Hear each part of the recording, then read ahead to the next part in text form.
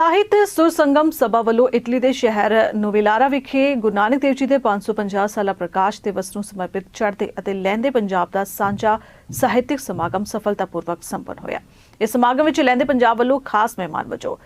ਸ਼ਾਕਿਰ ਅਲੀ ਅਮਜ਼ਦ ਪ੍ਰਧਾਨ ਪੰਚਨੰਦ ਅਰਬੀ ਤਨਜ਼ੀਮ ਜਰਮਨੀ ਤੋਂ ਪਹੁੰਚੇ ਅਤੇ ਗੰਜ਼ਫਰ ਅਲੀ ਲਾਲਾ ਜ਼ੇਬ ਇਟਲੀ ने भी खास तौर पर शिरकत की। समागम की शुरुआत शिवनीत कौर, सतवीर सांझ, सरबजीत कौर, तरवीजो वालों साझे तौर पर शमा रोशन करके की गई, जिस तो बाद प्रधानगी मंडल वालों उद्घाटन करके समागम की अगली कार्रवाई आरंभ हुई। प्रधानगी मंडल में विशेष मेहमान शाकिर अली अमजद, हरमिंदर सिंह तालीवाल, बिंदर कोलियावाल, मोहन सिंह हेलरा और बलविंदर सिंह चार हाजिर सन।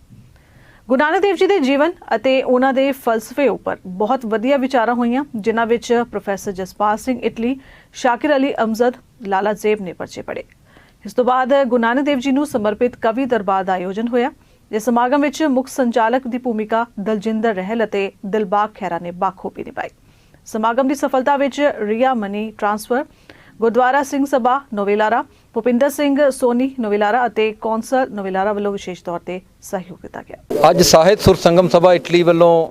ਆਪਣਾ ਸਾਲਾਨਾ ਸਮਾਗਮ ਜਗਤ ਗੁਰੂ ਸਾਹਿਬ ਸ੍ਰੀ ਗੁਰੂ ਨਾਨਕ ਦੇਵ ਜੀ ਦੇ 550 ਸਾਲਾ ਪ੍ਰਕਾਸ਼ ਦਿਵਸ ਨੂੰ ਸਮਰਪਿਤ ਸੰਪੰਨ ਹੋਇਆ, ਜਿਸ ਸਮਾਗਮ ਦੇ ਵਿੱਚ ਚੜ੍ਹਦੇ ਤੇ ਲਹਿੰਦੇ ਪੰਜਾਬ ਦੀ ਇੱਕ ਸਾਂਝ ਪਾਈ ਗਈ ਹੈ। ਪਹਿਲੀ ਵਾਰ ਇਟਲੀ ਦੇ ਵਿੱਚ ਅਜਿਹਾ ਸਮਾਗਮ ਹੋਇਆ ਜਿਸ ਵਿੱਚ ਦੋਵਾਂ ਪੰਜਾਬਾਂ ਦੀ ਖਲਕਤ ਨੇ ਮਿਲ ਕੇ ਆਪਣੇ ਆਪ ਨੂੰ ਇੱਕ ਮੰਚ ਤੇ ਇਕੱਠੇ ਦੇਖਿਆ, ਇਕੱਠੇ ਕੰਮ ਕੀਤਾ, ਜਿਸ ਦੇ ਲਈ ਸਾਡੇ ਮੁੱਖ ਮਹਿਮਾਨ, ਖਾਸ ਮਹਿਮਾਨ ਜਰਮਨ ਤੋਂ ਪੰਚਨਾਦ ਅਦਬੀ ਤਨਜ਼ੀਮ ਦੇ ਪ੍ਰਧਾਨ ਸ਼ਾਕਿਰ ਅਲੀ ਅਮਜ਼ਦ ਜੀ, ਸਾਡੇ ਰੀਆ ਦੇ ਸਤਿਕਾਰਯੋਗ ਏਸ਼ੀਅਨ ਭਾਈਚਾਰੇ ਦੇ ਕਰਤਾ ਧਰਤਾ ਹਰਵਿੰਦਰ ਸਿੰਘ ਜੀ ਢਾਲੀਵਾਲ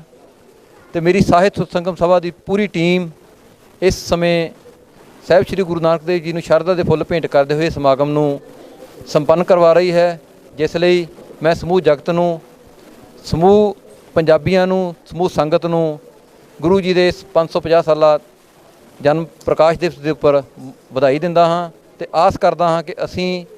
ਸਿੱਖੀ, ਪੰਜਾਬੀਅਤ ਤੇ ਮਾਨਵਤਾ ਦੇ ਹਿੱਤ ਕੰਮ ਕਰਦੇ ਰਹਾਂਗੇ। ਇਹੀ ਸਾਡਾ ਨਿਸ਼ਾਨਾ, ਇਹੀ ਸਾਡਾ ਟੀਚਾ। ਜਿੱਥੇ ਪੰਜਾਬ ਦੇ ਨੌਜਵਾਨ ਵਿਦੇਸ਼ਾਂ ਦਾ ਰੁਖ ਕਰ ਰਹੇ ਨੇ, ਉੱਥੇ ਹੀ ਹੁਣ ਸਕਾਟਲੈਂਡ ਦੀ ਰਹਿਣ ਵਾਲੀ ਪ੍ਰਿਆ ਕੌਰ ਪੰਜਾਬ ਦੀ